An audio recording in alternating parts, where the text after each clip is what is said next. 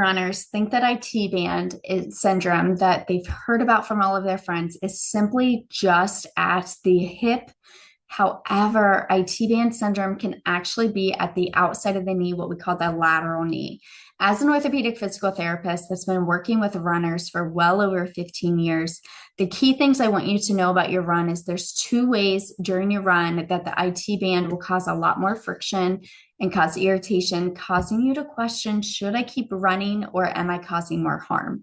If that's been you, listen in so you can get the detail of knowing when is the structure actually bothering during which part of the gait cycle, like when you're running, so you can pinpoint, is this maybe what I'm looking at? So what I want to look at here is down here, it continues to show. So about 25% of adults in the US get knee pain, and it's actually 12% often have IT band syndrome in the military population. I worked with active duty military for quite some time, and I am very fluent in IT band syndrome being a leading cause of knee pain.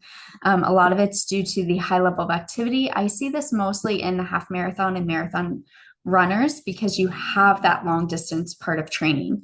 So what I want you to zone in on is actually if you have pain during the push-off phase of the run, that is usually because the knee is at a 30-degree to 0-degree amount of knee bend.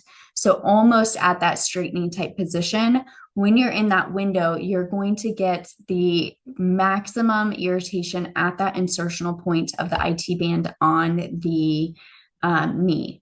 Then for landing, when you first land your foot, you are at a 30-degree knee bend, and that is the most often time that that lateral knee is irritated. So in your life, you may see this as going downstairs is being painful. If you've done any hill running, running downhill is usually more painful, and you tend to notice it and it starts to get in your head and question, am I okay to keep running? Do I need to stop? Am I causing harm?